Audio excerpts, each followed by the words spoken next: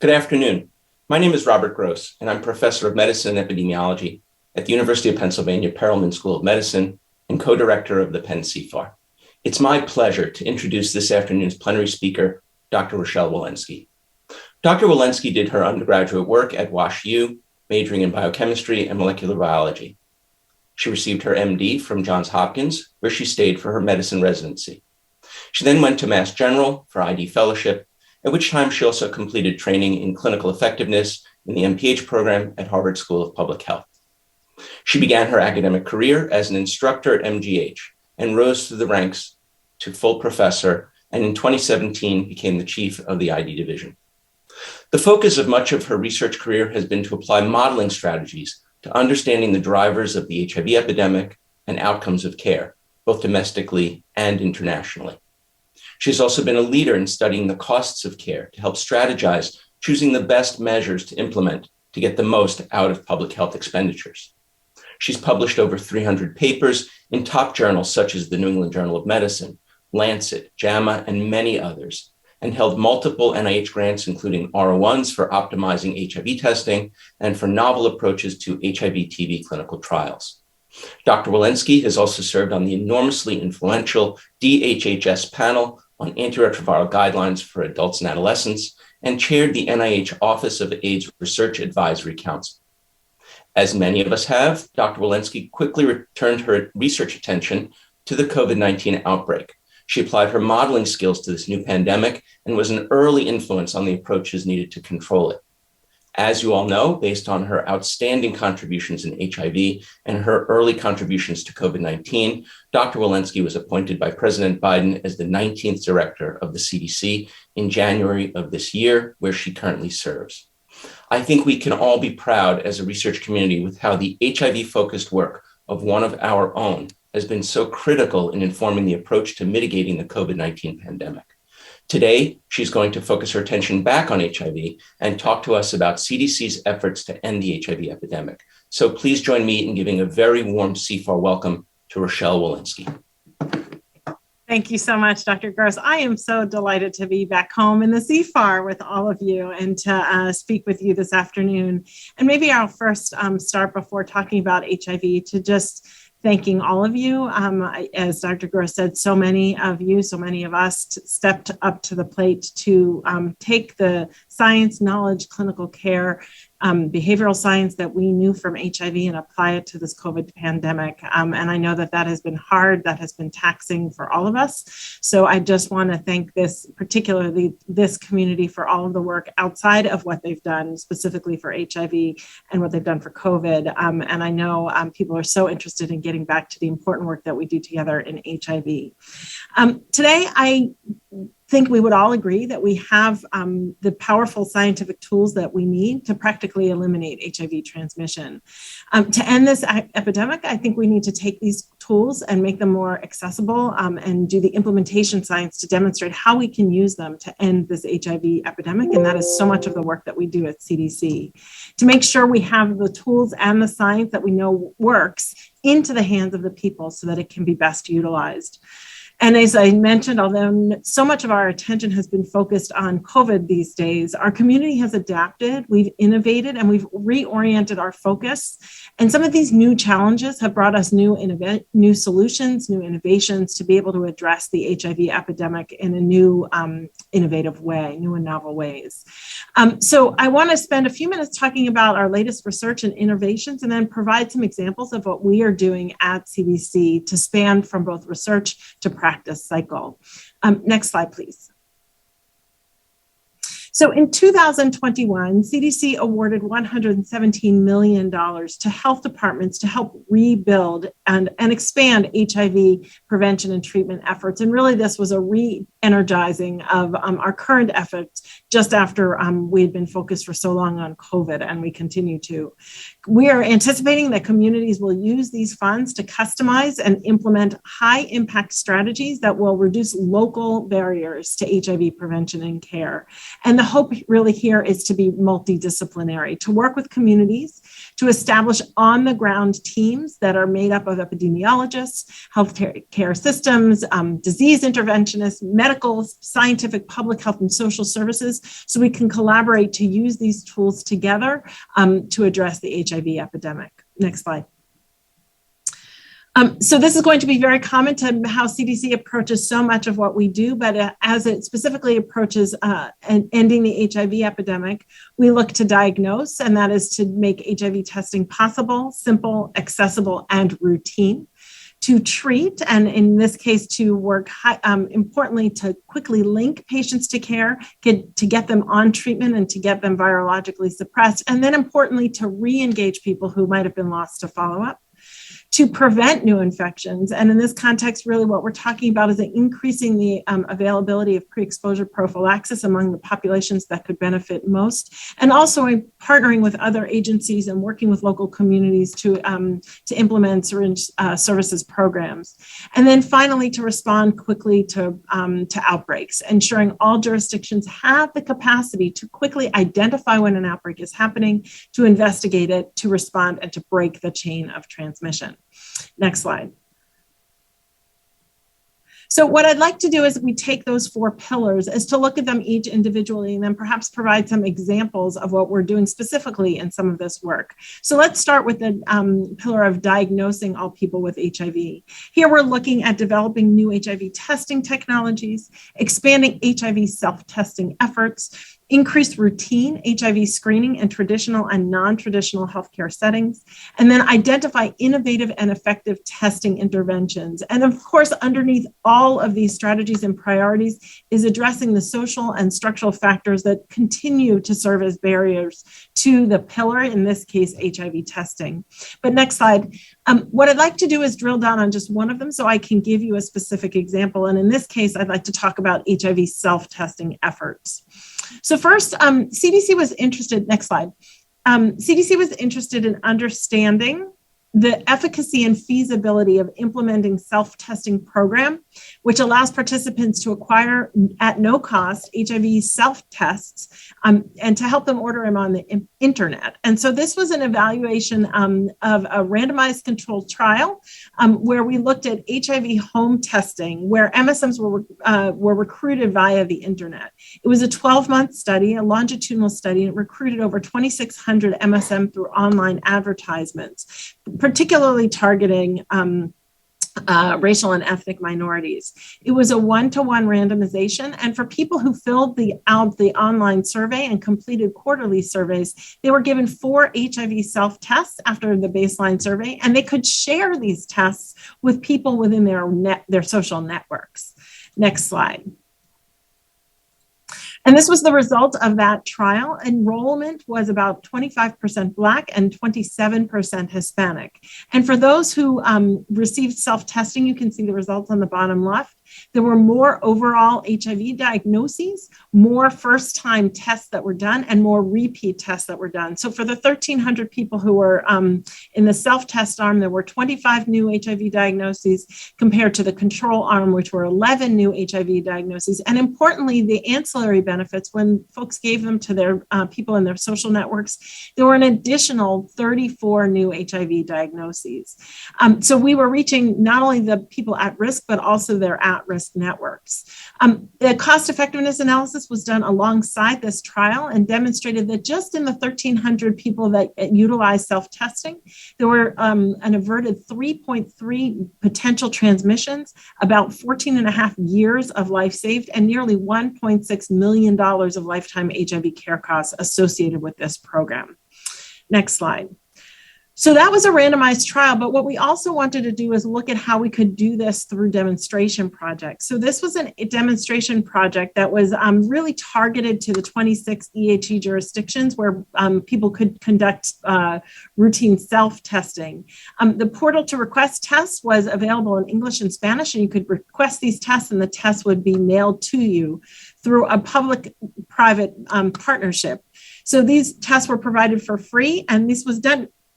Interesting, there was a lot of planning that occurred, but interestingly, it was rolled out exactly as the COVID pandemic was hitting and enrolled between March of 2020 through March of 2021. This program reached about 36% of people who had never had an HIV test before. Over half the people who enrolled had not had an HIV test in over a year, again, high-risk MSM. And people who enrolled in this program access testing services, STI services, and PrEP services about 10%, where they otherwise likely might not have. And importantly, we reached young adults, which are often not able to be accessed through other testing programs. So we're really excited about this program and hoping that additional funding for HIV self-testing can further engage our MSM and high-risk communities, especially those who had never had an HIV test before. Next slide.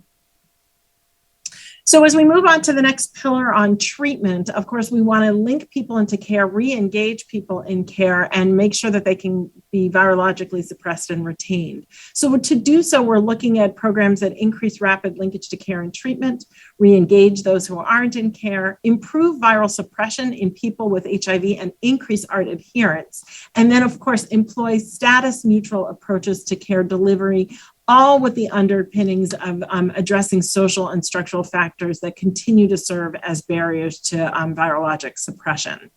Next slide. So we're going to look at some programs that we're doing now on improving viral suppression, and this is through patient navigation. Next slide, please. So we've been interested in patient navigation because it's been increasingly been reported to address barriers to HIV care in timely linkage and retention. We looked at 20 studies. This was the first systematic review of patient navigation. And interestingly, these were hard. These studies were often weaker in design. They often didn't have consistent research designs or ways of reporting. But when we looked at these studies, 5 out of 6 demonstrated benefits of navigation to linkage to care. 10 out of 11 showed benefits of navigation to retention in care. And 11 out of 15 showed benefits of navigation to virologic suppression. So with these data in hand, we developed a Steps to Care program. This is a toolkit that supports programs that have never used patient navigation before to building their own locally relevant models of patient navigation. There are numerous steps to this toolkit, beginning with readiness, staffing and supervision, logistics of how you take care of patient navigation, and then, of course, to step 4, the delivery of services. And this includes patient navigation, but also creating care plans, care coordination, and HIV self-management. Now, interestingly, in supporting these Steps to Care toolkit, we have definitely identified that the most commonly used is patient navigation, and we continue to support training and technical assistance for patient navigation. Next slide. We're also looking at Positive Health Check. This was a funding opportunity that uses a brief, highly tailored interactive video. It's a web-based video. It's an interactive video to support virologic suppression and retention and care. You can deliver it on tablets. It was a randomized trial that looked both at health outcomes, but also the feasibility of doing this in patient care areas. This was done in 4 sites: New Orleans, Atlanta, New Jersey, as well as Tampa. And it randomized 799 patients in 4 clinics to standard of care versus this Positive Health Check video-based program. Results of this have demonstrated that male participants were more likely to have viral suppression at 12 months, 14% more likely.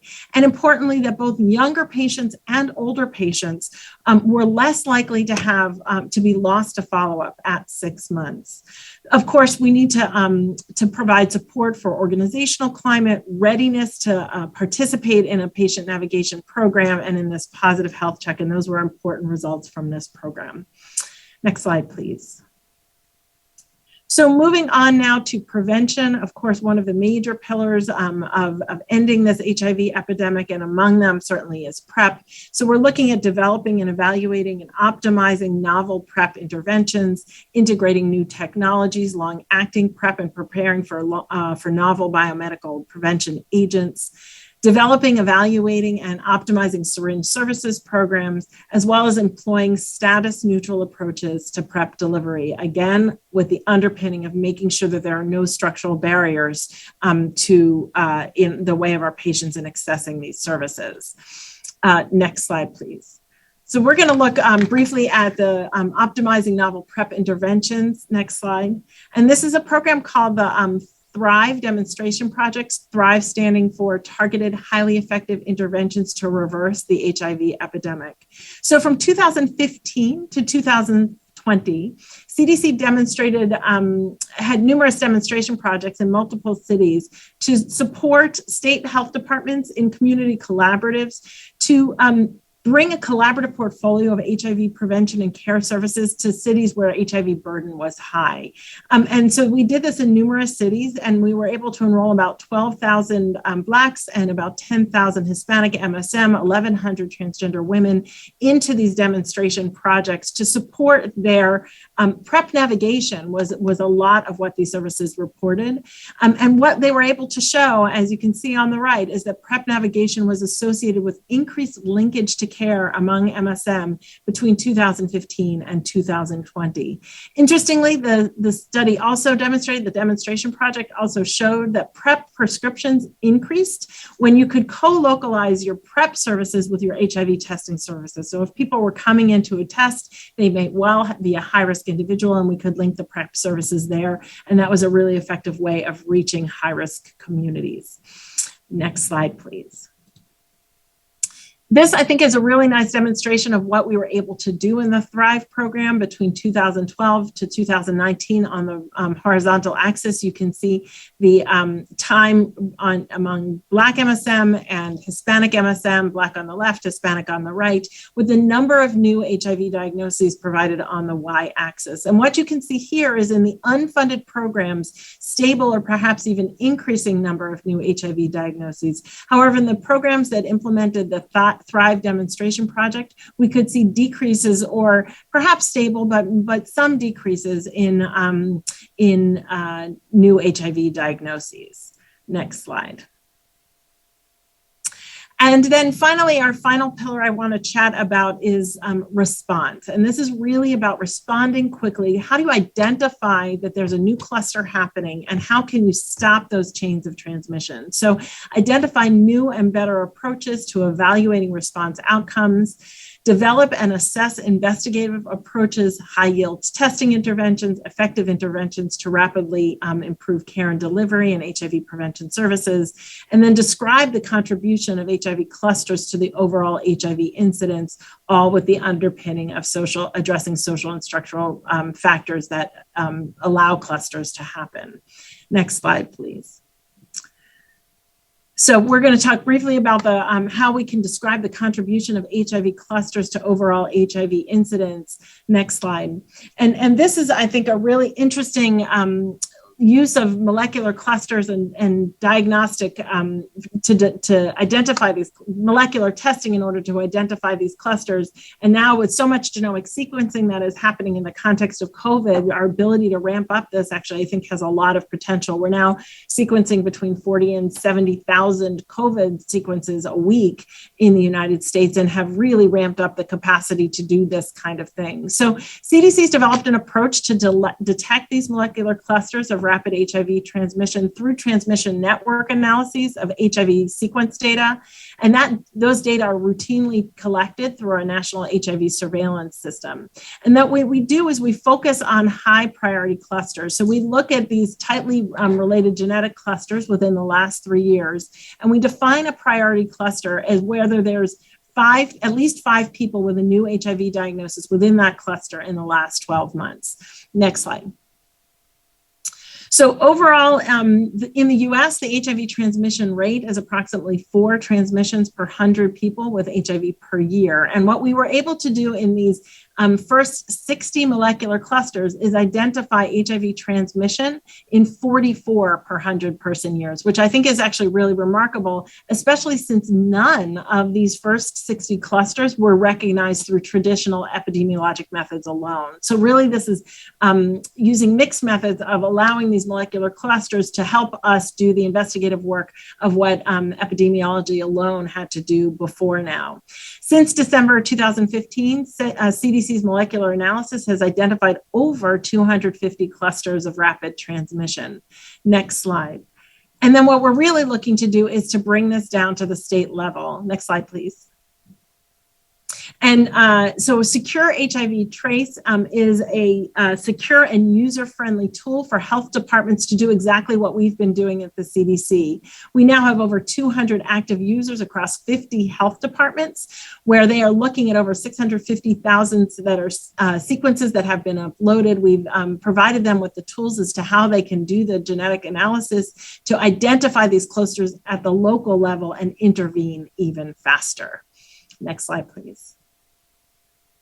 So in terms of what we have at our current moment, we have an unprecedented opportunity right now to end the HIV epidemic. I know COVID has been on so many of our minds, but we are reinvigorated and in fact have developed new tools, even during COVID, to address HIV-specific responses. CDC has a track record of innovative research and development, programmatic design. We have decades of experience developing and evaluating HIV prevention interventions in collaboration with all of you. Investments in demonstration projects to ensure effectiveness on the ground, because in fact, we know that how this works is really going to be so much related to how it works locally. And then expertise in responding to outbreaks. And we must commit together collaboratively to fill existing research gaps and strengthen research to practice in the cycle together. And maybe what I'll do is leave you with a last couple of slides. Next slide, please. And this is something that I think is really near and dear to my heart. And that is, as we continue to do our original research and demonstrate what newly works, I think we're all very familiar with the long amount of time that it takes from submission of something that might work, that we've discovered works, to then acceptance of the paper, publication of the paper, development of that new intervention into reviews and guidance, and then actually finally getting it to implementation and getting it to the people in need. And there have been some researchers that have demonstrated, next slide, that from the scientific finding, the original research, it takes 17 years to transform 14% of the original research into the benefit of patient care. And I think we would all say, I would certainly say that our job and our responsibility is to shorten that timeline and make sure that it's equally accessible for all who need it. Next slide, please. So with that, I would challenge all of us to be innovative in our research and use our resources wisely to get the most out of limited resource and research dollars, to commit to being connected in the research to practice cycle, not just in developing the research, but in making sure that we can work programmatically to implement and get it to people who need it, to break down our silos and improve transparency across scientific and programmatic entities, to address barriers to health equity and make sure that from the beginning of the cycle all the way through the end, we are closing the gaps in barriers to care, especially for our vulnerable populations and those in racial and ethnic minority communities. And then to value collaboration and partnership to achieve these EHE goals together. And I look forward to doing that with all of you. Thank you so much. Terrific. Thanks so much for that, Rochelle. We have time for some questions, and if folks have questions, they can put them in the chat. I get to ask the first questions. So this is terrific. There's so many areas to touch on. I'm just going to pick a few and hear your responses. So one of your roles is to allocate resources to sort of putting out fires, and obviously you've been doing that for the past year. How do you balance the idea of monitoring when we're talking about molecular tracking and stamping out fires when they arise? So what I mean is those clusters. Mm-hmm. How do you balance the allocation of resources to being ready to jump on those clusters, but those clusters happen sporadically and in unplanned ways? How do you sort of plan for that unplanned activity? Who's paying for the staff? What the government's paying for the staff, but how are you allocating their time, and then what are you pulling them away from, so that you've got to balance that idea that you're putting out fires, but there are also activities that they get drawn away from. So can you give us some insight into how you think through those issues? Yeah, that's a really important question. And part of that is related to what I've spent the last year trying to advocate for just in public health in general. I think that when we've had these silos of resources for, these people can do only HIV or these people can do only, sexually transmitted infections, we end up with real challenges, just as you described, where, there are only so many people to actually handle those. So one of the things I've really been working towards over the last year, I was in the Senate this morning, is to advocate for what I would call a public health infrastructure that is disease agnostic. So we really do need a workforce that can robustly go to the challenge at hand. We've lost 60,000 public health jobs in the last decade and several thousand more just in the last year. And so what I am advocating for is to say, if there is not an emergency in sickle cell disease today, but we find an HIV cluster, that we could potentially repurpose people who are working and skilled in epidemiology to assist with that. Similarly, as we are doing our day-to-day, if there is a lead challenge in a community, that we could use our investigation and our public health workforce in HIV to help in the crisis that might be at hand. And so I do think that we need to have I call it disease agnostic funding. We absolutely need to have resources that are dedicated to HIV specifically to end this HIV epidemic. And in fact, I've already advocated for those and I'm working on that. But what I would say is the whole tide will lift. All the ships will rise if we have a robust public health workforce that doesn't necessarily only focus on a single disease. Fantastic. Great. Some other questions have come up in the chat, so I'll ask them in turn. Mike Cohn asks, please talk a little bit more about the STI epidemic. It's not going well, and how the silos are impacting the STI epidemics. Yeah, thank you, Mike. I think that this is going to be one of the casualties that we are going to start finding after we pick up the pieces of public health after this pandemic, is that people who might have otherwise screened in HIV in sexually transmitted infection clinics might have otherwise, screened for their cancer. Pick your chronic disease. We are going to start seeing more of this. We have reported more congenital syphilis, as I think Mike is probably referring to here.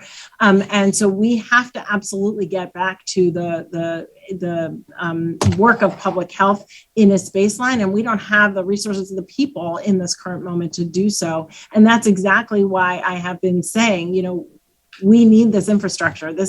We need disease agnostic infrastructure. It can't just be that STI people are working in STIs. And in fact, I will say it served us well that we were willing to cross those bridges, because it was a community that did STI work and HIV work that didn't taught people how to do contact tracing, right? So there's so much of what we do in our own community that can be leveraged through all of public health. And that's exactly what we need to be doing. Fantastic. I started by saying how proud we were that you, as an HIV investigator, were able to use your knowledge and skills and all of your historical experience with HIV and directed toward your effective responses to COVID. Ron Coleman asked the question of the reverse, and you touched on this a little bit, but maybe go into a little bit more detail about how COVID can help us innovate in ending the HIV epidemic. Lessons learned. Yeah, there's first of all, maybe I'll just start with the obvious one. It's obvious to anybody who's listening right now, but hasn't been obvious to the country, and that is the need to focus on our underserved populations.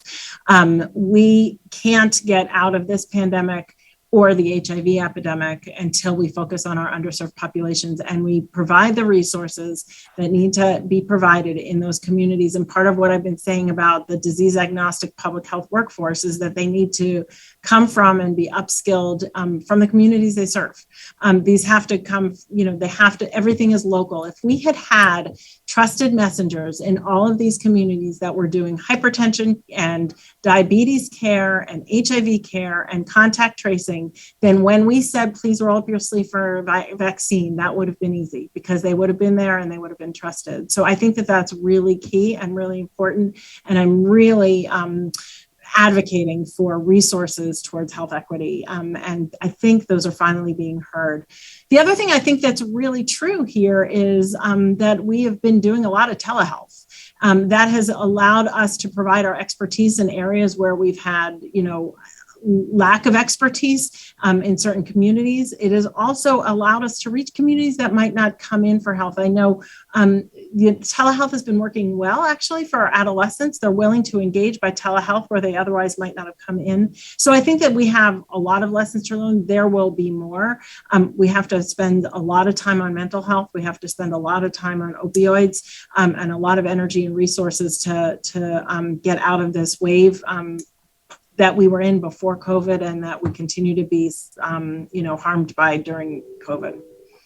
Are we being just to follow up on that, I totally agree. Are we being too controlling? Should we have things like pharmacist delivered PrEP or PrEP over the counter, those types of innovations that might sound a little bit out there, but once they get out and we test them, we say, what were we so worried about? Why did we keep such tight control? What are your thoughts there? I think all of those novels, we need access. We need access. We need people to be able to access these. Do they need labs? They will need labs at some point. One of the slides that I actually hit the cutting room floor is our ability to do point of care labs. You do a finger stick and mail it in. And so these are all the things where I think we are going to need to make it easier. We're going to need to make it more accessible. We're going to need to make it cheaper. And we're going to need to make it so that our communities can reach these. We are doing COVID testing, COVID vaccinations in hair salons. Should we be doing, other things in other places that can keep the communities access all the time? We're doing vaccination in churches. Should we be doing, PrEP in churches? So there's a lot of like lessons and access and outreach. We've been able to COVID vaccinate 92 million Americans. Think of what that outreach could do if we did it towards HIV prevention. Yeah, COVID silver lining is new paradigms and new ways of thinking that the world can be completely different in positive ways. Other questions. Kathleen Brady raises the question of how are you approaching evaluating the interventions in the molecular cluster? So how do you know if your intervention in the molecular cluster was effective? It can be difficult to justify the manpower without evidence of benefit. And then there's risks of harm, HIV criminalization, loss of confidentiality for people who are contact traced. So how are you approaching that evaluation? Yeah, so we've been, obviously these issues related to contact tracing are taken very seriously. The confidentiality is taken very seriously. And we have a long track record of being able to do this, both in STI contact tracing as well as an HIV contact tracing. Not all of these clusters are going to, and investigations are going to lead to effective stopping of transmission. But what we have seen so far is that the resources put forward to do so have actually been really effective. And I think that was really demonstrated by that slide that showed that, what was striking to me is that epidemiologic investigation revealed none of them, and yet that our genomic sequencing could reveal 10 times the number that we had looked at or found through epidemiologic studies. So I think it's really promising. We will have to do both effectiveness and cost effectiveness studies to demonstrate that. But those, I think that this is actually a really promising potential. Great. Andrew Steenhoff compliments you for your talk, as I'm sure everyone does. But he as a native-born South African living in the States and an American citizen for many years now, asks, are there other countries around the world whose public health systems he doesn't say this, but I'm going to say you're jealous of, that you feel that we could learn from, you could learn from, and that we could borrow pages from their book? Oh, yes. We are one of the few systems actually that is completely separate from our health system. And I think that has really, and our insurance system. And I think that those silos have been really challenging for us. And I'll speak to COVID, not just for HIV. The fact that we couldn't link our racial and ethnic status with a test, because the test data was done at a drive-through, and we didn't have, any history on said patient, and the form wasn't filled out. So we still don't have great, I think only about 76% of our cases report race and ethnicity.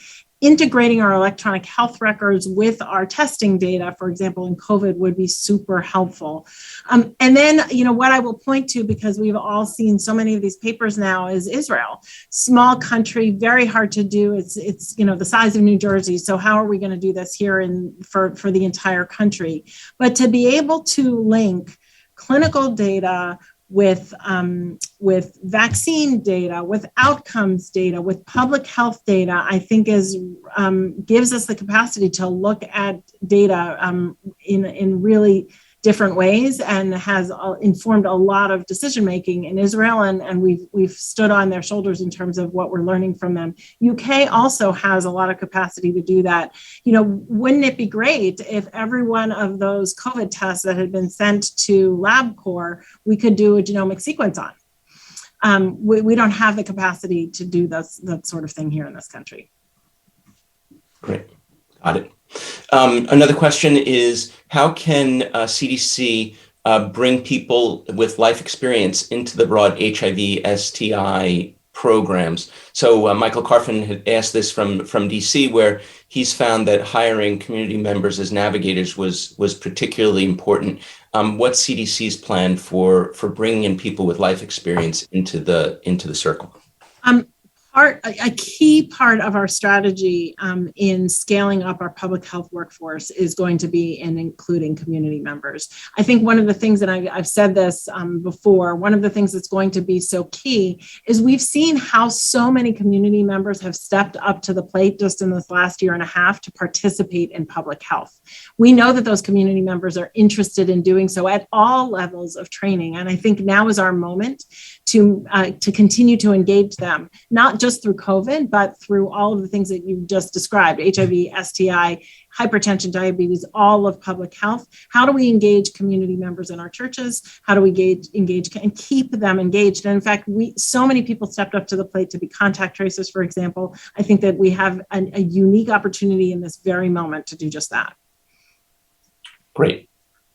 Well, this has been fantastic. Being mindful of the time, I want to thank you from the bottom of all of our hearts for your service to the country, for HIV and for COVID, and for giving us a wonderful talk and being so game for such a wonderful question and answer session. We're going to move on to the next session. So everyone, thank Dr. Walensky, and we'll move on. Appreciate it. Take care. Thank you all so much.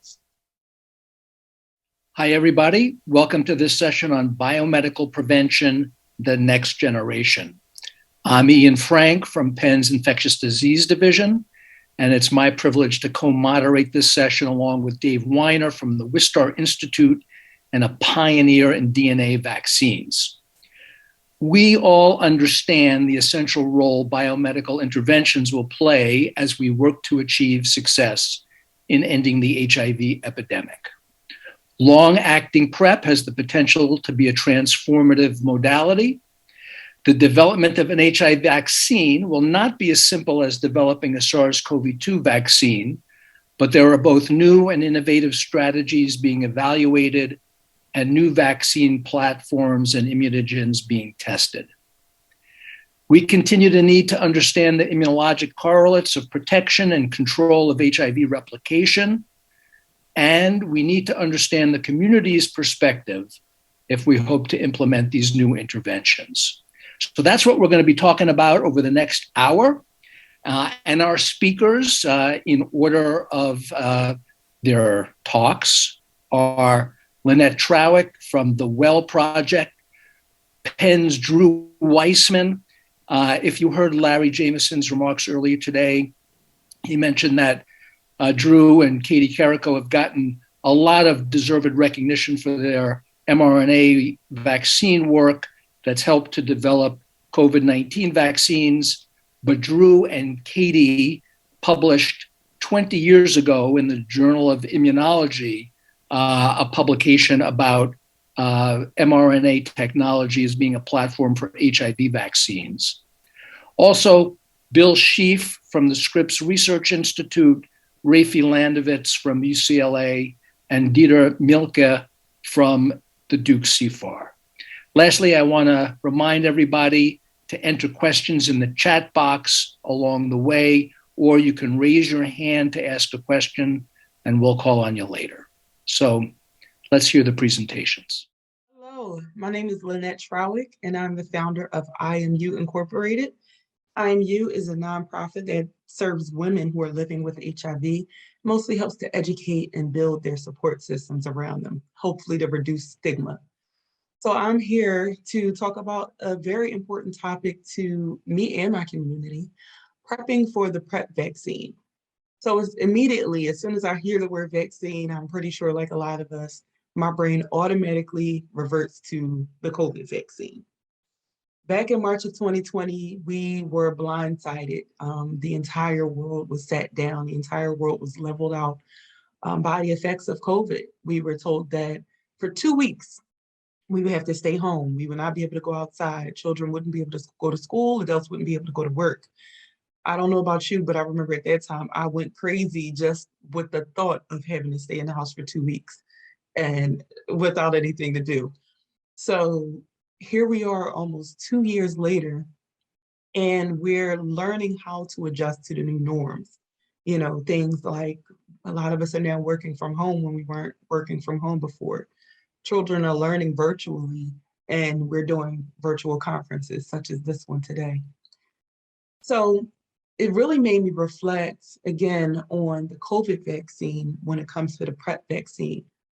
What things can we learn from with the COVID vaccine in order to ensure that the PrEP vaccine goes over well? I was automatically thinking about my community when it came to the PrEP vaccine. What steps can be taken in order to ensure that the proper people, the people who really need this vaccine, are allowed or able to access this vaccine and don't have the fear that they have. So again, going back to the COVID vaccine, we know that it was, we were told about it back in March of 2020.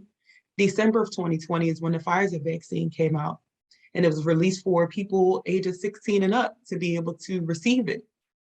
However, I know for my community, there was not much information floating around within my community. Yes, there was definitely information around, but unfortunately, it was things that a lot of people had to research.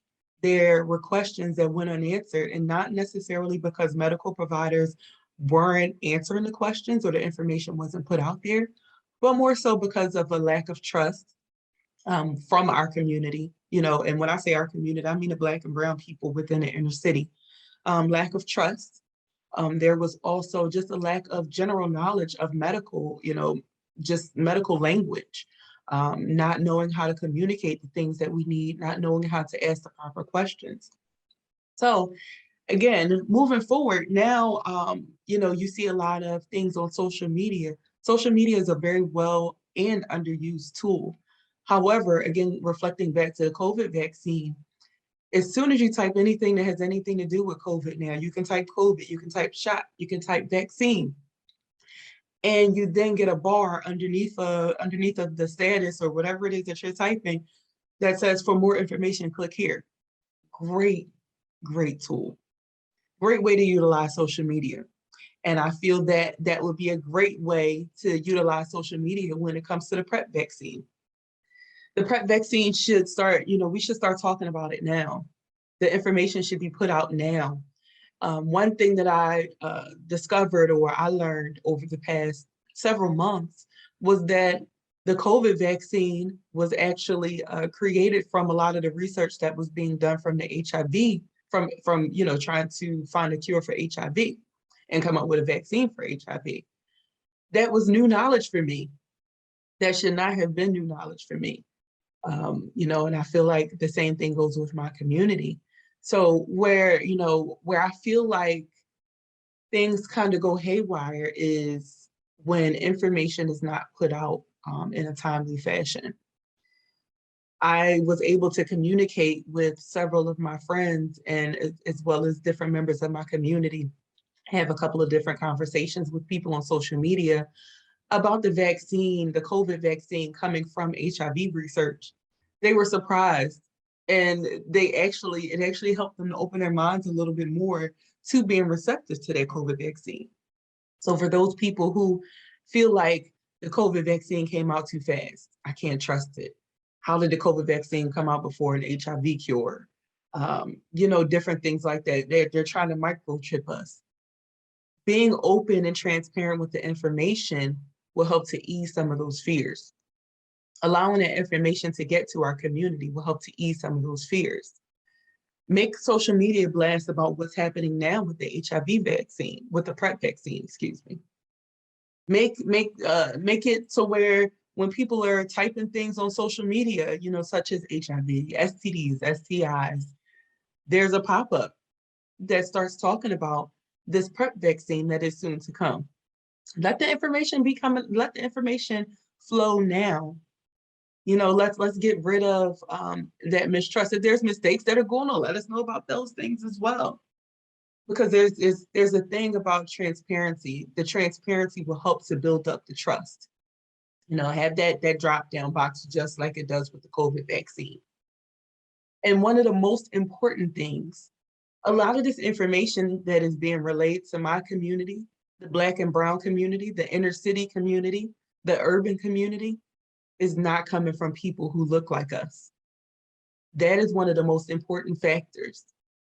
Have more Black and Brown people relay this information to communities that are Black and Brown.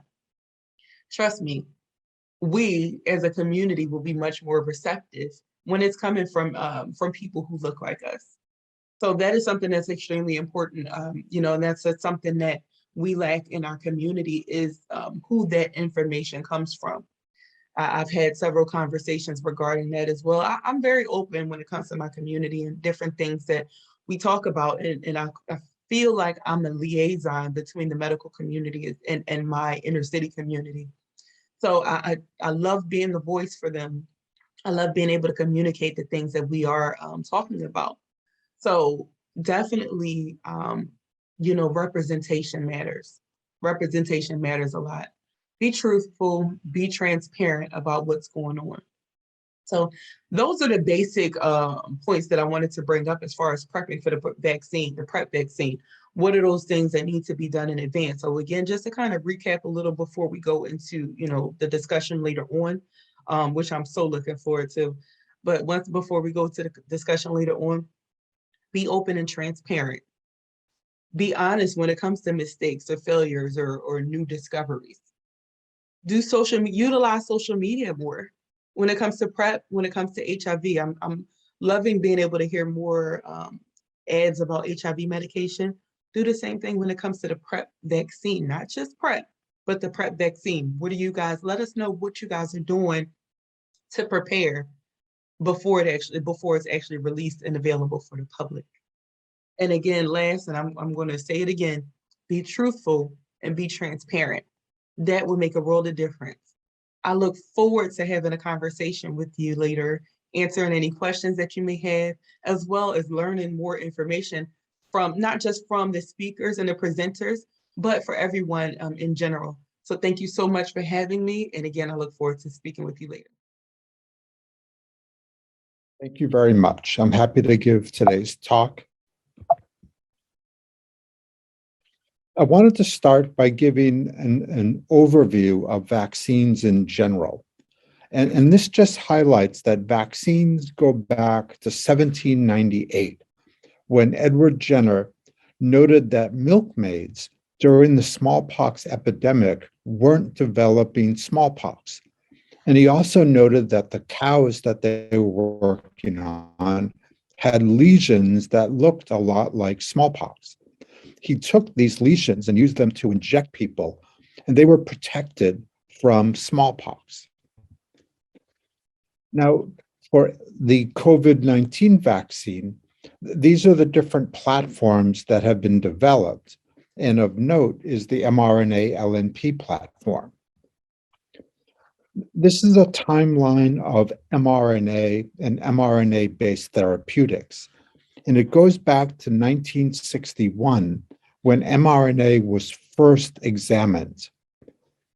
Over the years, we learned how to make mRNA. So this starts with a DNA plasmid, uses a phage RNA polymerase to copy that plasmid and make mRNAs. Over the years, we further understood what made RNA inflammatory, which is the work that Catalin Carrico and I started. We then learned how to get rid of that inflammatory potential using nucleoside modified mRNA. And that was further developed into the vaccine platform that's currently being used by Moderna and Pfizer BioNTech for the COVID-19 vaccine. This is an overview of how mRNA works. And as I mentioned before, you start with DNA.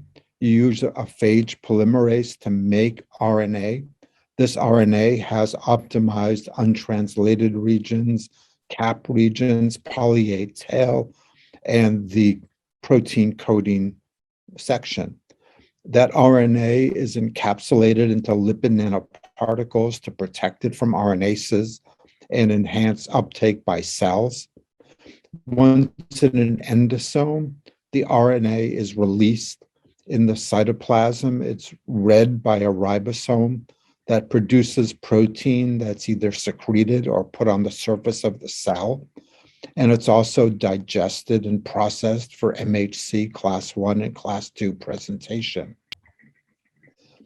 So for therapeutic mRNAs, the first time mRNA was injected into an animal was in 1990. There was a single follow-up to that in 92. And then after that, mRNA was only studied for vaccines. And this involved pulsing of dendritic cells ex vivo. The reason that RNA was not further studied in vivo was because of this. There are currently 17 different innate immune sensors that recognize RNA, produce pro-inflammatory cytokines, type 1 interferons, directly inhibit translation, and induce apoptosis and cell death. So the work that Katie Carrico and I did was to develop a nucleoside modified mRNA, as well as a purification to get rid of double-stranded contaminants. And when these were combined, we could increase the amount of our protein made from the RNA by about 5 logs. We could also deliver RNA without inducing any inflammatory markers. People at the time asked, well, who cares? RNA had failed vaccines, siRNAs were currently being developed, and they wanted to know why we cared about modified mRNA.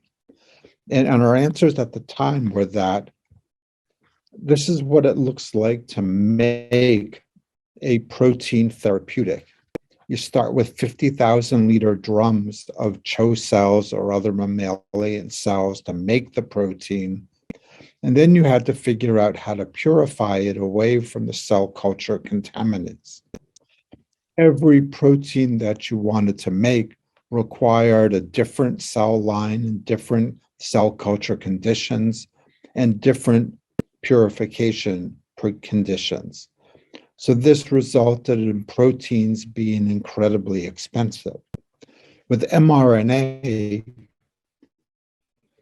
a single reaction and a single is needed to make it, a single reaction to purify it. And these reactions are identical for any coding sequence, any vaccine, any therapeutic protein. So this made RNA faster, safer, and better than proteins. You also needed to encapsulate the mRNA. We studied 40 different formulations and found that lipid nanoparticles were the best. These contain 4 lipids that self-assemble with the mRNA. They produce 60 to 100 nanometer particles. These particles bind ApoE after injection and target the liver, but they also target dendritic cells. For the mRNA LNP platform, What we found with influenza is we started by simply putting a PR8 hemagglutinin into an mRNA, and we compared that to an inactivated virus or to a live virus infection. And what was striking is that the mRNA gave HAI titers in the 1 to 2,500 region that was 50 times higher than an activated virus and 5 times higher than live virus infection. We wanted to understand the kinetics and what resulted in this high level production. This is a cartoon of B cell activation. Follicular B cells interact with viruses, antigens, with and without toll receptor and other adjuvant ligands. They interact with CD4 T cells that supply help and become germinal center B cells. And the germinal centers, they rapidly replicate, affinity mature, class switch, and form plasma cells and memory B cells. So we studied a mouse 4 weeks after immunization, and we measured the levels of antigen-specific B cells. There was about 50-fold higher levels of germinal center, memory, and long-lived plasma cells in mRNA vaccinated mice. This accounted for the 50-fold increase in titer of antibodies. We also found 13 months after a single immunization, enormous levels of long-lived plasma cells in the bone marrow. Now, people then asked us, well, what's the mechanism? How is this vaccine working? The mRNA has no adjuvant activity. It makes no inflammatory mediators. The LNPs were thought to be non-inflammatory. So how is the vaccine working? And as we know, vaccines require an adjuvant in order to stimulate the immune system and initiate the vaccine immune response. They're typically described as Th1 or Th2. What we found for the mRNA is that, in fact, there was an adjuvant, and this adjuvant drove T follicular helper cells. Now, T follicular helper cells drive germinal center reactions. They interact with germinal center B cells. They supply help that drives proliferation and affinity maturation. Class switch occurs, generation of long-lived memory, and plasma cells also occurs, all driven by T follicular helper cells. The mRNA LNP vaccine induced a very potent TFH cell response. So here in macaques, we're comparing mRNA encoding an HIV from CH505 versus an envelope protein that's identical to the mRNA sequence that's adjuvanted with double-stranded RNA. Double-stranded RNA is one of the most potent TFH-inducing vaccine adjuvants. But as you can see, there's an enormous level of envelope-specific TFHs induced by the mRNA LNPs compared to the protein. So our conclusions are that the mRNA that induces enormous antibody responses. The mechanism of this is that the mRNA LNP vaccine induces T follicular helper cells. These responses make up about half of the CD4 helper response.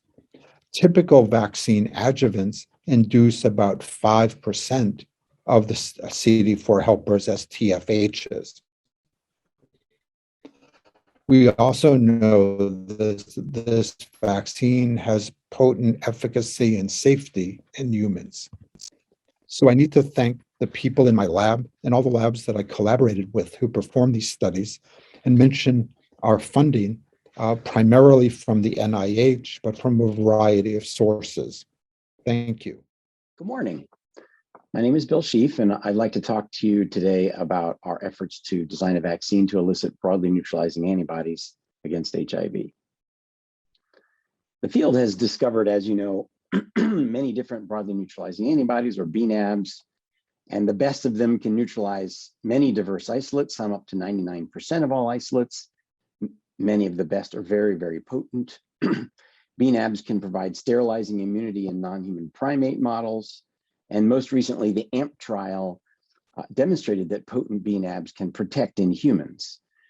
So the logic is, if a vaccine can elicit BNAbs, it could prevent HIV infection. And to do that, the vaccine responses must be broad, potent, and durable.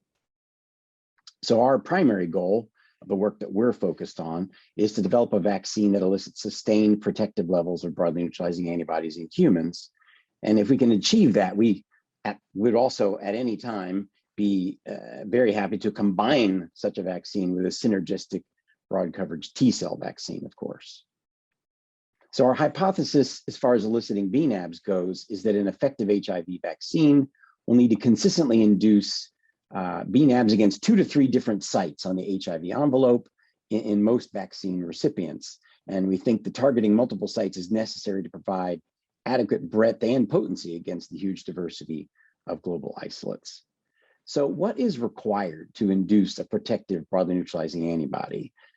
You can look at it one way, as shown in this slide, which is that the vaccine needs to target naive B cells that have the appropriate genes and structural properties of their BCRs that they have potential to develop into BNAbs. Those precursors are very rare in the human naive repertoire. They're actually very diverse for any one class of BNAbs. There's not just one precursor, there's a giant pool of precursors, and every human may have a different subset of that pool at any one time. And those precursors are very difficult to activate with HIV proteins. So we think you have to design a custom prime to turn them on. But once you've primed those naive B cells that are precursors for BNAbs, the vaccine has got to maintain focus on those B cells for an extended period and induce quite a lot of somatic hypermutation, and finally convert basically memory B cells into plasma cells that secrete BNAbs. And from a paper from Peter Gilbert and colleagues that they've submitted on analysis of the AMP trials, we know that 90% protection in humans requires a serum neutralization ID80 titer of 200, which is a high bar, but at least we know, what to aim for. So how are we going to try to induce broadly neutralizing antibodies? Well, as I see it, there are at least 3 major approaches to BNAb-based HIV vaccine design that are in testing now and will be tested in the next couple of years in humans in clinical trials. First is lineage-based vaccine design, in which the sequence of the immunogens derives from a sequence of envelope variants in a longitudinal case study of BNAb development for natural infection. And typically, the priming immunogen has been designed to bind the unmutated common ancestor for just one lineage, the lineage that was discovered in the longitudinal case study. And this idea really came from a beautiful work from Bart Haynes and colleagues. And I think they're pursuing that very strongly. Another alternative is germline targeting vaccine design, in which the priming immunogen is engineered to broadly activate diverse precursors within a BNAb class, spanning many lineages. And in that case, boost immunogens are successively more native-like. And here we're pursuing this, Leo Stamatanos is pursuing this, Rohir Sanders, others are pursuing this kind of strategy in humans. And finally, immunofocusing or epitope-focused vaccine design, in which the immunogen sequence is designed to focus responses to one or more particular epitopes, but it's agnostic to the germline genes that are being utilized. Just want to get a polyclonal response against that epitope. And the leading example of this would be the fusion peptide efforts from Peter Kwong and John Mascola at the VRC. So we're focusing on germline targeting vaccine design. What does that mean? We use this slide to sort of define what we're talking about in a certain sense. The strategy starts with the germline targeting priming immunogen to activate the rare, diverse precursor B cells, as I mentioned. Its job is to generate a pool of memory or GCB cells that are a little bit more mutated in the right direction toward BNAb formation. And then we deliver boosting immunogens or shepherding immunogens whose job is to engage those memory or GCB cells and kick them further in the right direction. And we might need multiple shepherding immunogens.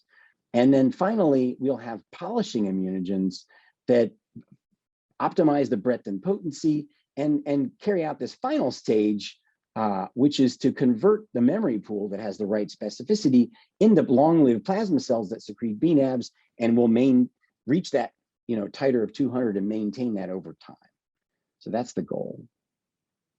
We have published in collaboration with Michelle Nusenzweig back in 2016 in this pair of papers, proof of principle for germline targeting vaccine design. We showed that BNAbs can be elicited starting from human germline B-cell receptors in a knock-in mouse. So John Steichen in my lab, working with Dan Culp, designed multiple sequences of immunogens to prime PGT121 class BNAb precursors and design shepherding immunogens in a directional way to guide the somatic mutation and finally finish with a cocktail, try to optimize the breadth of the elicited response. And Amelia Escalano in Michelle's lab developed a knock-in mouse and tested multiple different prime boost regimens and found that sort of our favorite one actually worked. It could induce PGT121 BNAb. So that was, for us, that was kind of a big deal. And a lot of people ask, well, why don't you just go to humans with that protocol? I mean, what are we waiting for? And my answers are down here. So in this mouse model, the BNAb precursor frequency was 100%. It was a homozygous knock-in mouse, which is too easy. There's no competition from other B cells as there would be in a human. So this didn't demonstrate that it should work in a human. And John and I had a lot of reasons to believe that it wouldn't work in a human. The priming immunogen had only modest affinity for inferred BNAb precursors. They were diverse. We did try to design them to trigger diverse PGT121 like precursors, not just sort of one UCA. But we believe that it wasn't ready for human testing. The priming immunogen needs higher affinity and broader specificity for naive precursors. So we didn't pursue that for humans. And that brings us to the problem of priming. I'm going to focus the rest of the talk on that and the importance of consistent priming. So I mentioned that the vaccine prime needs to trigger these naive B cells and generate a pool of memory and GC B cells that then can be triggered further by the shepherding immunogen. But priming is really important because consistently priming across vaccine recipients is a requirement of the vaccine.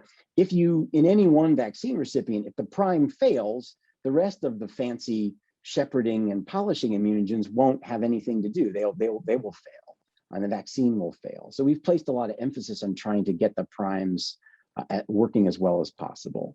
And there's actually a lot there to think about. In a nutshell, consistent priming will likely require a priming immunogen that can target a diverse precursor pool for any one class of broadly neutralizing antibody. And that's due to human genetic diversity and antibody recombinational and junctional diversity. And you could talk about that for hours.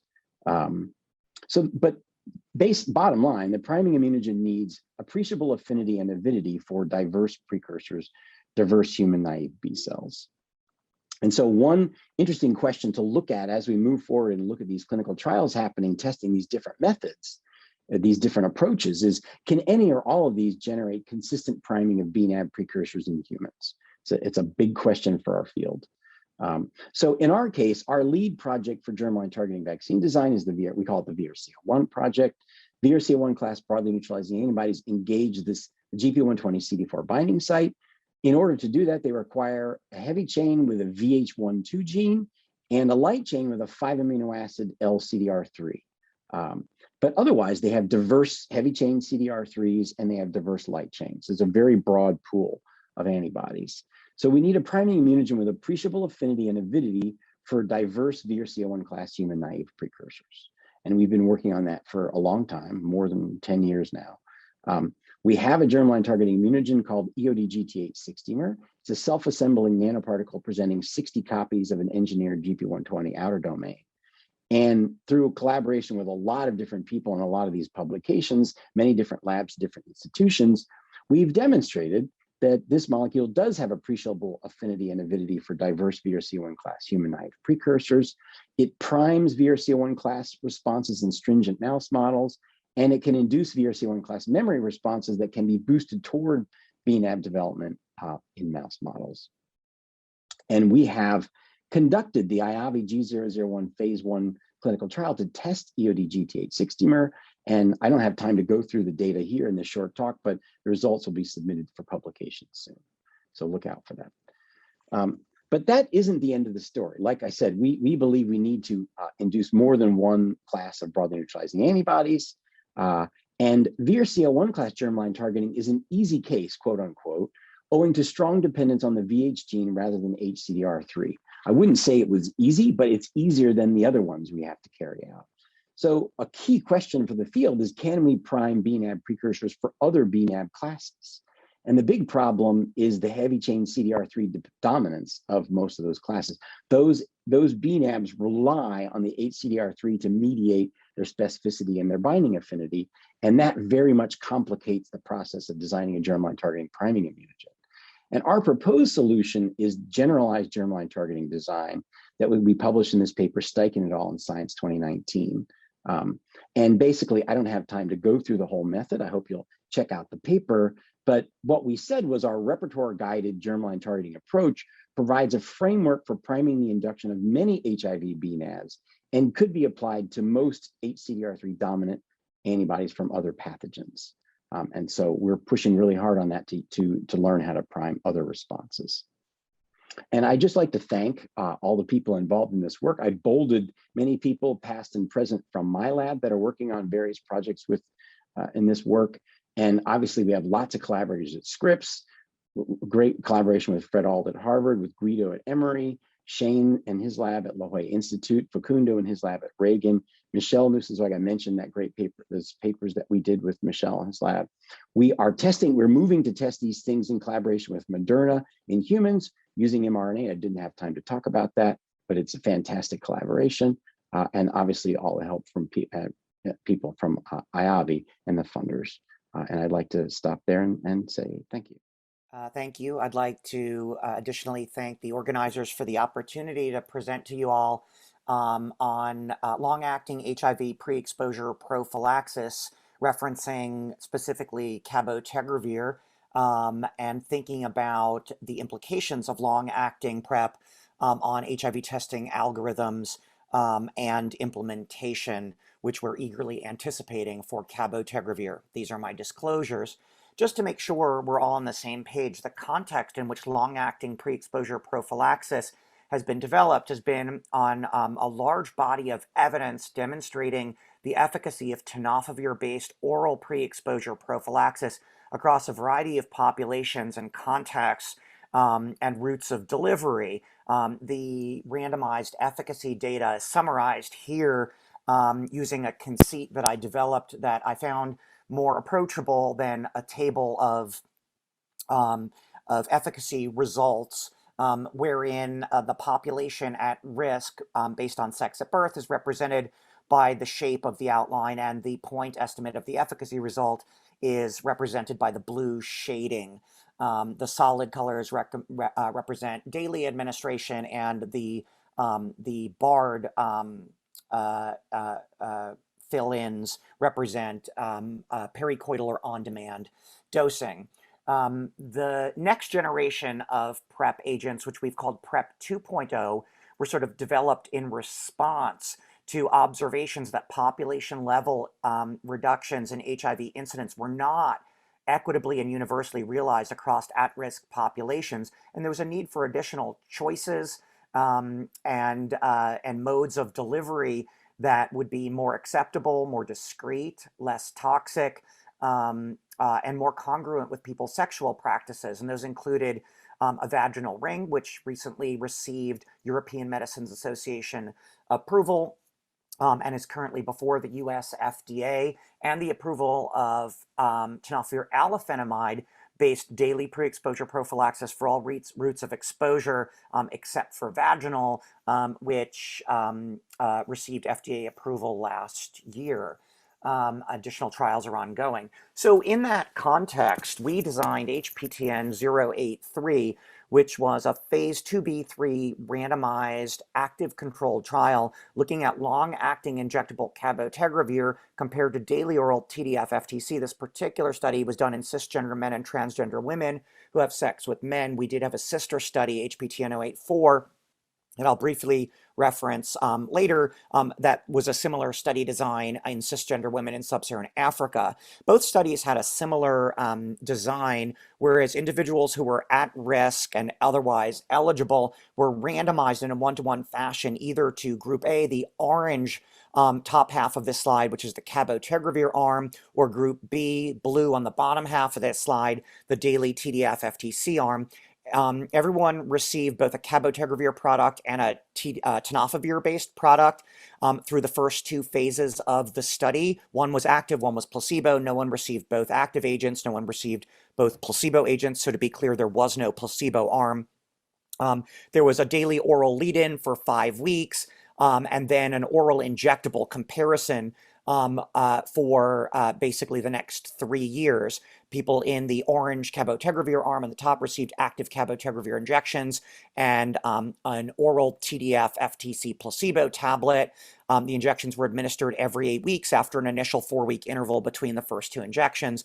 And in the TDF-FTC blue arm on the bottom of the slide, the pill daily option was the active arm, and the placebo was the injectable product. Anyone who stopped injections early jumped to the right side of this slide to daily oral TDF-FTC open label for a year to provide ongoing biomedical HIV prevention during a period of time in which cabotegravir, which is a long-acting product, when administered injectably, would be expected to be washing out of the system. So to protect the tail is the common parlance that's been developed for that.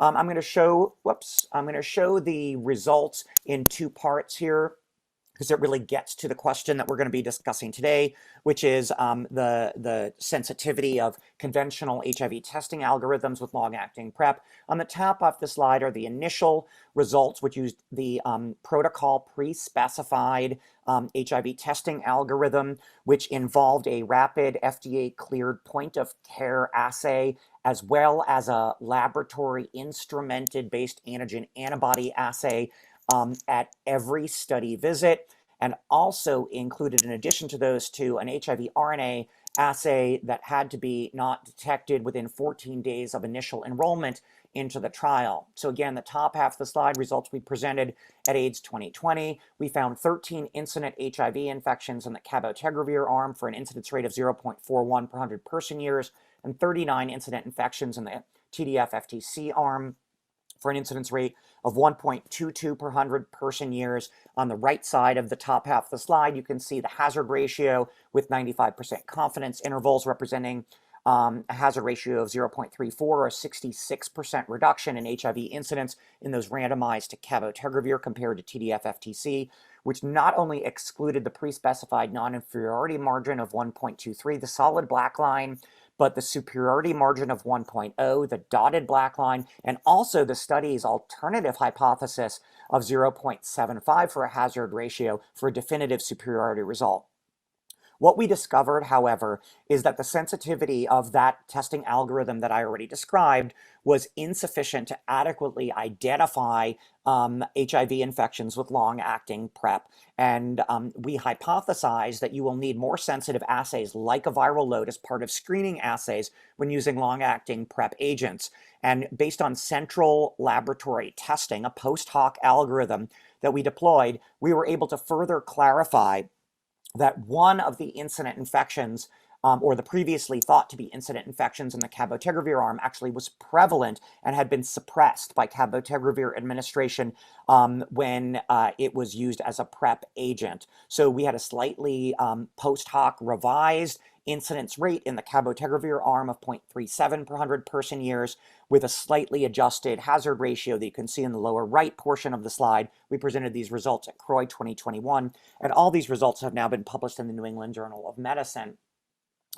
I do want to briefly talk about what we found, and I'm going to be very brief here. This is an incredibly dense slide, but these results, again, are now published in the New England Journal of Medicine with a companion paper going into an exquisite amount of detail documenting some elegant laboratory work done by Sue Eshelman and Mark Marzinke and their team at the Johns Hopkins HPTN Laboratory Center on these breakthrough infections in both the cabotegravir on the left and the TDF FTC arm in the right. I'm going to be very high level in summarizing the results here. The D cases on the bottom of the left side of the slide represent the 4 cases in the cabotegravir arm where PrEP breakthrough occurred despite on-time and expected cabotegravir concentrations.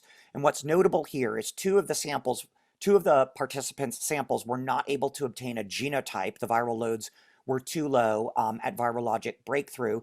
2 of them were, and both of them developed integrase inhibitor resistance.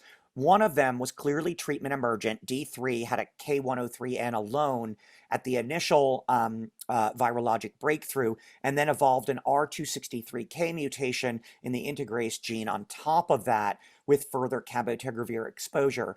D4 evolved the G140A and Q148R integrase mutations, both of which might compromise subsequent response to first-line integrase inhibitor therapy. You'll also notice in the C cases, 2 of the 3 which occurred during the oral breakthrough period, that's what the oral cabotegravir administration period, those are the cases represented with the C moniker.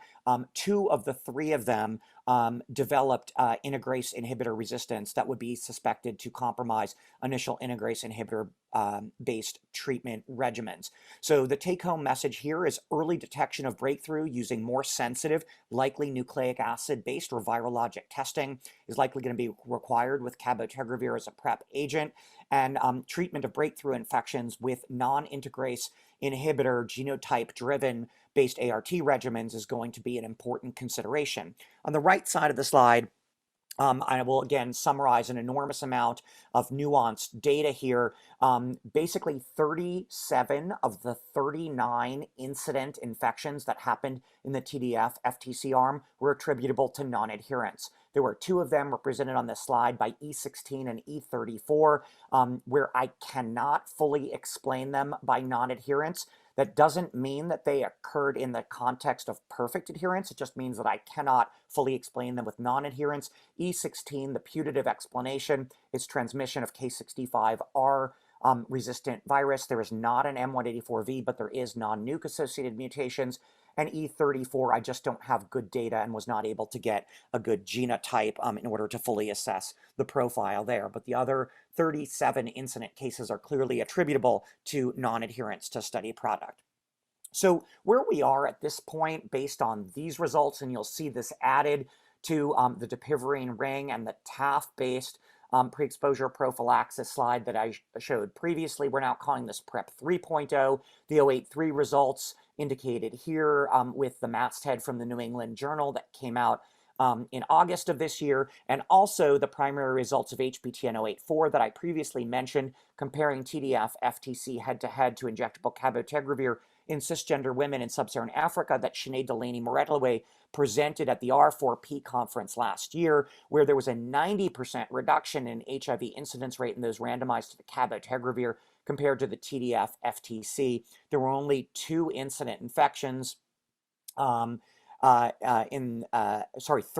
incident infections, only 1 in the context of really on-time and consistent cabotegravir injections in that study, and we're looking forward to additional information from both of these studies since they are now in ongoing open label extension follow-up that will give us additional safety and efficacy, tolerability, and acceptability data for this product as the study continues. I would remind everybody that there are a bunch of other long-acting products in advanced stages of development that we eagerly await the results of. Islatravir in development as a monthly oral tablet, as well as a subcutaneous implant for deployment on a much more prolonged interval. Lenacapavir being developed as a prevention product for every 6-month subcutaneous injection, and of course, trying to figure out what the right combination or combinations of antibodies or pluripotent antibodies might be if there is still a role for monoclonal antibody in the prevention context with these small molecule successes that we've seen thus far. So the key thoughts at this point in long-acting PrEP with the visibility and the lens of these results of 083 and 084 are the following. In both of these trials, 083 and 084, cabotegravir and TDF-FTC were both highly effective for HIV prevention. I cannot emphasize this enough because the superiority result of cabotegravir, some people have interpreted as a reason to impugn the efficacy of TDF-FTC. That is not true, nor is it an appropriate interpretation of these results. This is really an effectiveness result where cabotegravir was shown to cover sex acts better, and it is not really a head-to-head evaluation of pure efficacy when both products are used exactly as prescribed. Importantly, adolescent bridging studies are ongoing to establish acceptability and tolerability in young adult and adolescent populations to support, hopefully, a broad indication for regulatory authorities. We are looking at making that 5-week oral lead-in, which may be a period of liability, optional in the open label extension to these studies, and we look forward to sharing those data as we get them. And as I mentioned, the use of viral load testing as a primary screen for HIV infection is being evaluated in the ongoing open label extensions. And again, we look forward to sharing those data and informing the best practices for screening in collaboration with our CDC and WHO partners, who are very interested, obviously, in providing best practice recommendations and guidance to clinicians as these products are rolled out after regulatory approvals. But I will say that in the setting of the use of long-acting PrEP, and in this case, cabotegravir long-acting, prompt diagnosis of breakthrough infections and ART initiations are likely going to be needed to avoid the development of integrase inhibitor resistance and potential liability with using first-line integrase inhibitor-based ART as part of treatment regimens. And the challenge really is to the field that if we can create COVID-19 vaccines within a year, why can't we develop more sensitive and point-of-care diagnostics that will address this need, which is likely to be shared by long-acting PrEP agents across the board before there is readiness for these long-acting PrEP agent rollout. I will stop there and acknowledge our sponsor, the HPTN, our pharmaceutical partners, and additional support from ViiV and Gilead, our study teams, our project managers, our community partners, and our 43 sites and our study participants. Thanks so much, and I look forward to the live discussion, and I'm happy to answer any questions that you all want to put in the chat, or you can tweet me or email me as well. Thank you so much. All right, good afternoon. Thank you to the organizers for allowing me to present this work on non-neutralizing antibodies and immune pressure in early infection. By way of introduction, antibodies have several antiviral mechanisms. Firstly, they can block virus entry into target cells, known as neutralization, and they can also mediate several effector functions through the Fc region of the antibody, which can bind several receptors of immune cells.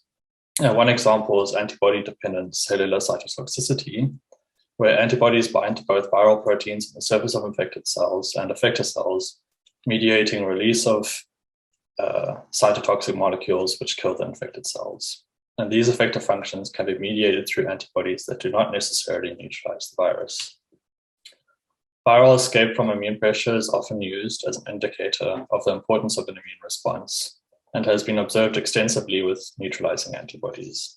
However, there is limited evidence for viral escape from non-neutralizing antibodies. And one major challenge is that it is difficult to deconvolute Fc-mediated functions from Fab-dependent neutralization function once neutralizing antibodies developed.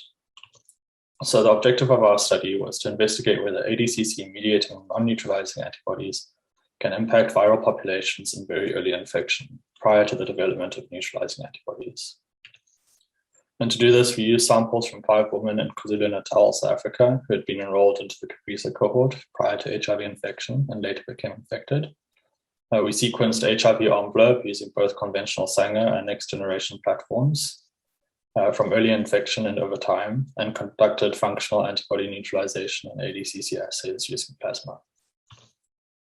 The first question we asked was whether we can detect non-neutralizing antibody escape in early infection.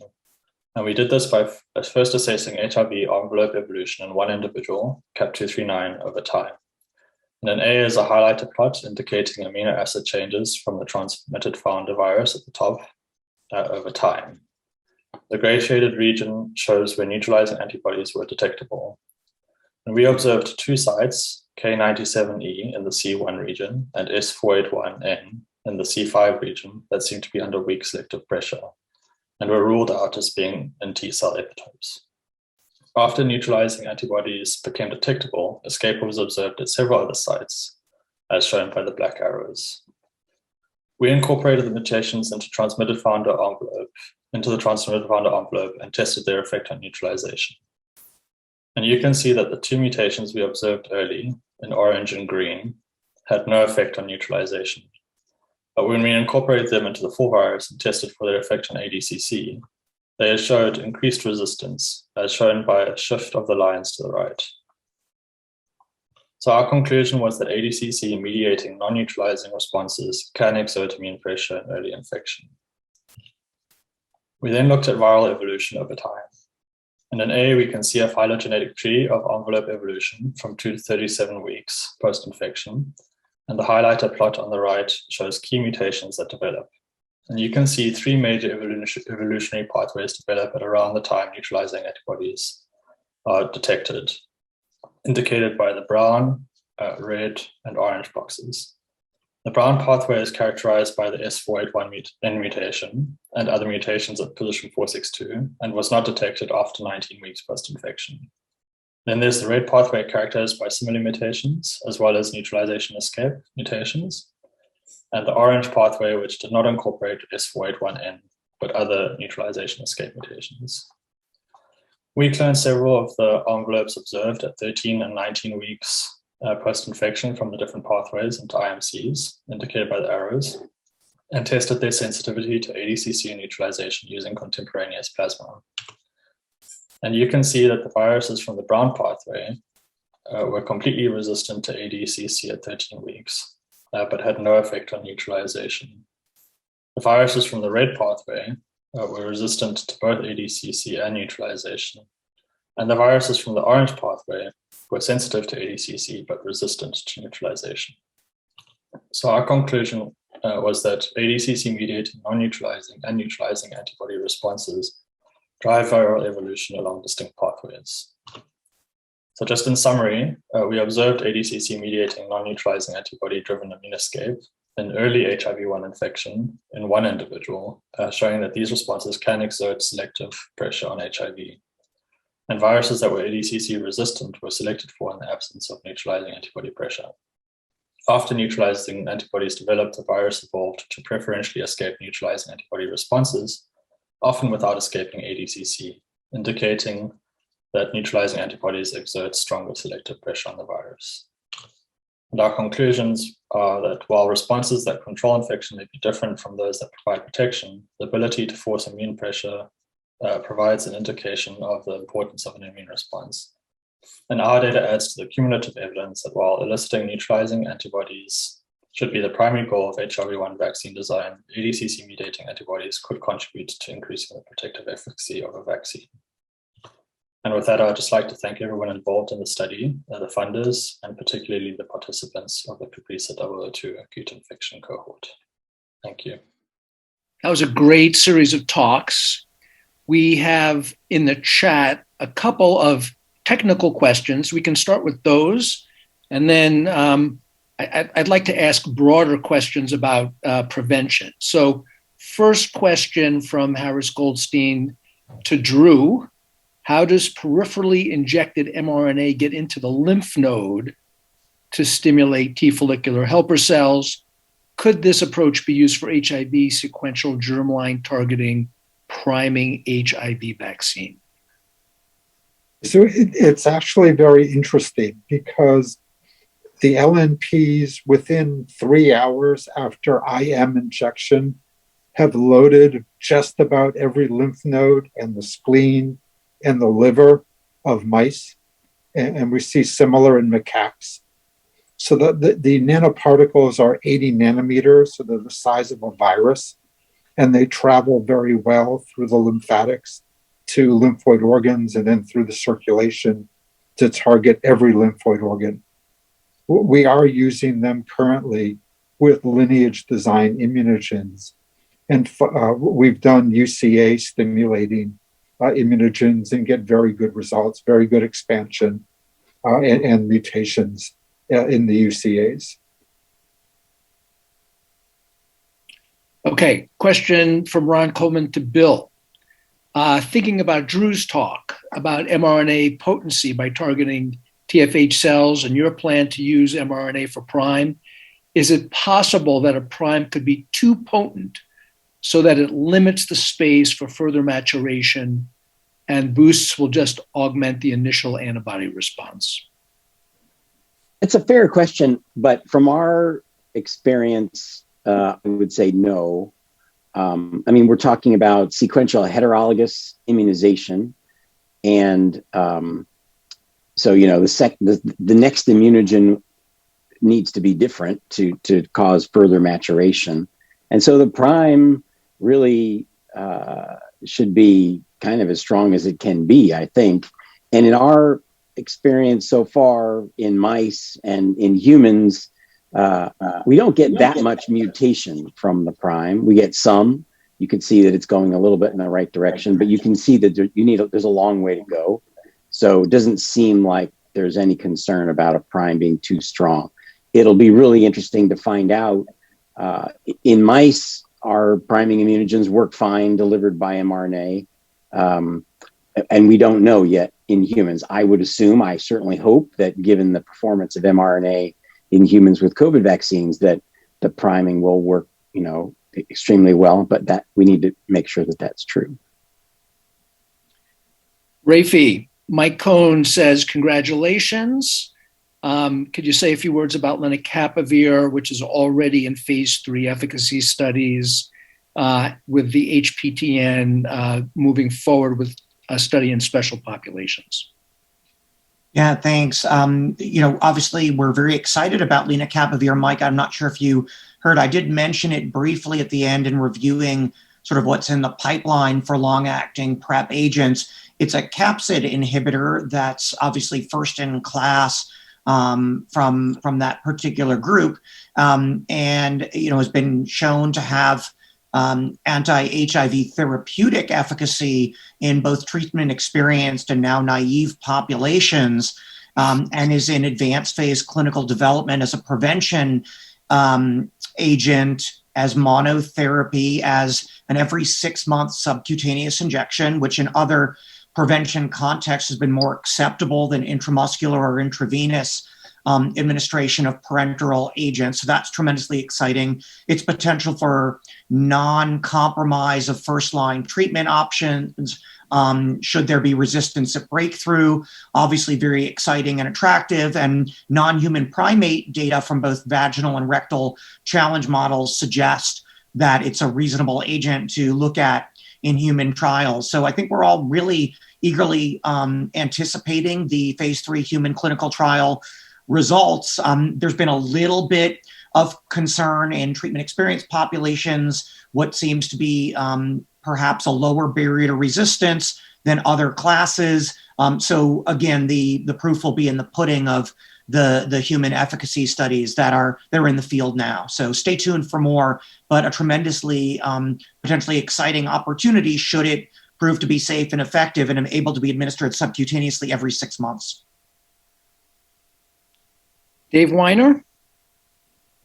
Yeah, I guess I would like to go back to our first speaker, a brief question. So, Lynette, you really brought up important issues about information and information transfer to the community. And I guess at the beginning of the pandemic, you talked about how it was hard to get a correct interface and interactions. And I guess in the HIV space, vaccines and prophylactics, there have been work going on that, many people have been involved in. So I guess, are there differences in those two spaces that you could elaborate on? And sort of a second related question to that is, have some of the information on vaccines and vaccine development through the drama of the pandemic. And we have to thank Drew, right, when we're on this talk right now, as one of the members who really are getting us out of this pandemic directly with his contribution to RNA as founding fundamental contributions, and that are also supporting the HIV work that other people are talking here, in addition to others working on other vaccines. But I guess the question is, has the information from the COVID vaccine development on many fronts been of value to the HIV vaccines information that we're now talking about? So there's two questions. Yeah, so I feel that it's actually kind of the other way around. As kind of mentioned during my talk earlier, I feel that the information is now getting out that the relation between the HIV research providing some information to develop the COVID vaccine.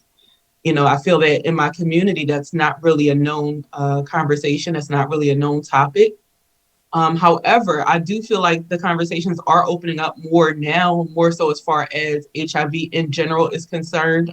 With PrEP, I know on a lot of urban radio stations, on television shows, things like that, I'm hearing a lot more commercials and things that do relate to our community. So that's amazing. And like I said earlier, I just feel like those type of channels should be utilized more and more in layman's terms, so that when it does reach our community, it's something that's easily understood, and we are able to ask the questions in a way that everyone is able to ask the questions. We're more able to communicate things, and just making sure that language is properly communicated through the different channels, not just big words that not everyone can understand. Well, thank you. Well, we did see, I guess I would say we did see an example and part of Raphael's talk where he described some of the complex forms that were simplified in order to run those trials. So Raphael, how did you feel that part of the development of the HPTN trial was really critical to making it such a success? Now, of course, we're thrilled with the outcome as well, but I guess could you bridge from Lynette's discussion to that? Yeah, sure. 083 and a lot of the HPTN NIH network funded work. We're very lucky to have NIH support for a really robust and expert community education and community leadership team within the network, who really worked with each of the sites in each of the regions that the trial was going to be deployed in preparation for the study. So there was literacy around what was going to be done, the instruments that were going to be used, what to anticipate. And then when both trials, 083 and 084, were stopped early, immediate meetings with community to discuss the results and provide input on next steps. I also want to say that it was really bi-directional at all of those stages. It wasn't just information being provided. There was extensive input provided by the community educators and outreach staffs at each of the sites back to the team, which resulted in significant modifications to the way the trials were done. So it really was community participatory from the ground up, which I think really set the success in motion for the enriched populations that allowed the generalizability of the 083 results in particular. Ian, do you want to take the next one that's in there? Well, I want to ask a question. Sure. I think the experience with COVID-19 is that that produces neutralizing antibody responses don't necessarily lead to sterilizing immunity. And I would anticipate the same thing would be true with HIV. It's not going to protect everybody. So my question is, how effective does an HIV vaccine need to be in efficacy studies before you think it's ready to be delivered globally? And I'd like to hear everybody's perspective on that. I'd like to hear the community's perspective as well as the scientists' perspective. Because we've got a vaccine and we have very active PrEP that are being developed at the same time. And if we have a vaccine that still is going to require people to get PrEP that is long-acting and highly effective, do we need a vaccine? And I hope we do need a vaccine, because I lead our HIV vaccine trial network unit. But how effective a vaccine do we need? So everybody, What's your answer? Lynette, you first. How effective a vaccine do we need?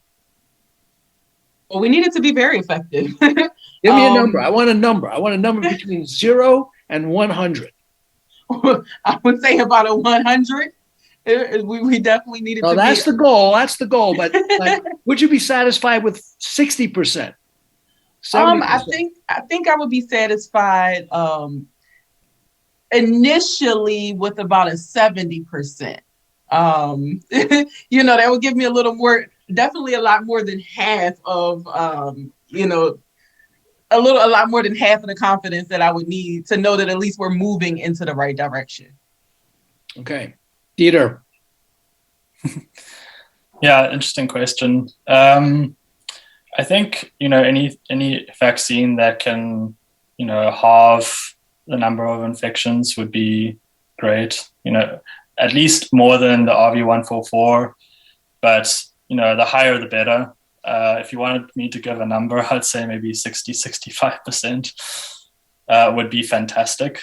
I think that at the moment, that's a high reaching target, but it would be wonderful.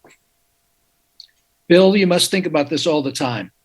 Yeah, well, for one thing, I think Tony Fauci has written in print that in the context of all the interventions, he thinks that a 50% effective vaccine would make a difference and would be worth deploying worldwide. So that he knows more than I do. So I would give that answer. From our perspective, we're certainly, I don't know if we'll ever reach 100%, but we're definitely aiming for 90%. That would, if I had to give a number, I'd say that's where I want to go. I think if we get things to work, it is plausible, especially if we can. I agree with you. I got infected by COVID after being vaccinated twice, 5 months after the second shot. And I struggle with the same thing. Hey, where's the sterilizing immunity? And hey, okay, it wasn't such a big deal for me to get infected, but with HIV, it would be a big deal. It would be just as bad. It was like I didn't get the vaccine.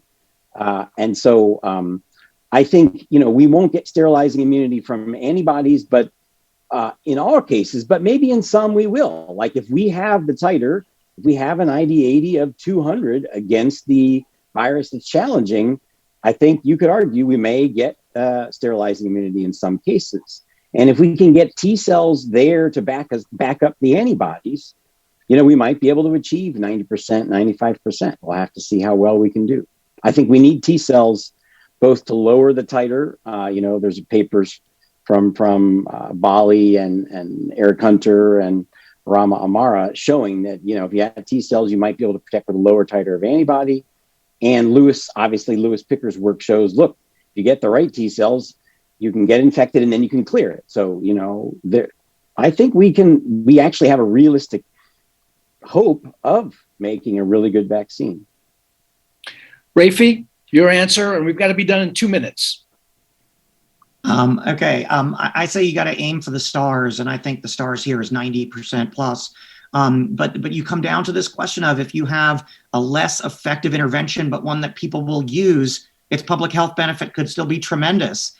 So I think 50 to 60% you'd take. You don't aim for that, but you'd take it.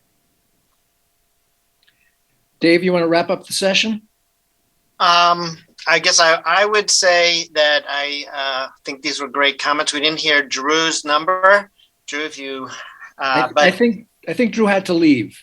Okay. So I guess what I would say is this was a really fantastic session. Thank all of you for your comments and contribution on all these different fronts. And, we can feel a different energy and advancement now. And that's tribute to many people's work, including yours. So thank you so much for participating in this session.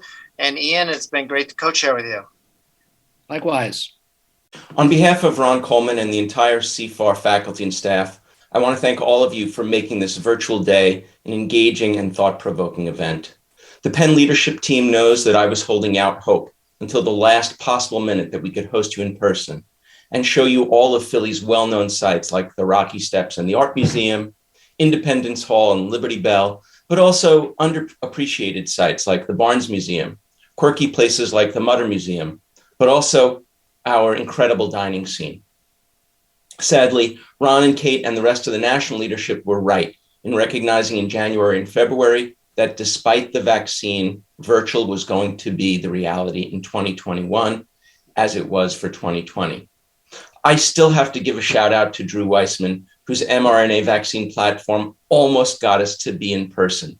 So close, Drew, so close. Being virtual meant engaging in a whole different set of logistical gymnastics, so I want to particularly call out the staff who worked seemingly endless hours planning for the virtual events.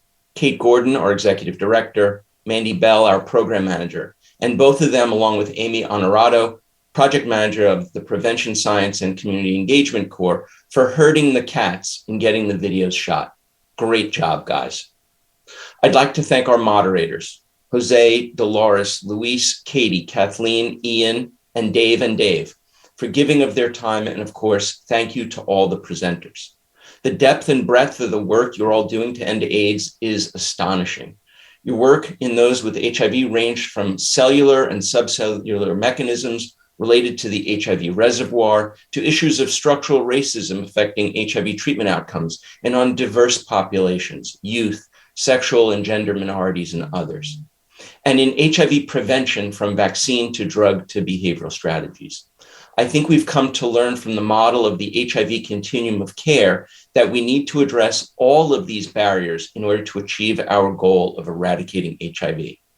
And I also take heart in the fact that Drs. Fauci and Walensky, who are busy with the other pandemic, still carved out time for us, that our national leaders recognize the importance of the work of the CFAR community. Finally, I'd like to show appreciation for the early stage investigators who prepared posters and videos and attended the virtual poster room sessions, and the CFAR members who actively engaged with them on their work during the live Q&As. As Ron and I dipped into and out of different poster sessions last evening, we were impressed with how interactive they were. I credit the leaders at the various CFARs for making the effort to engage with them. And to the early stage investigators, we have a full day of activities planned for you tomorrow. It's a testament to how enthusiastic people are in CFAR and their interest in your future that we've been able to attract such a stellar cast of presenters and discussants.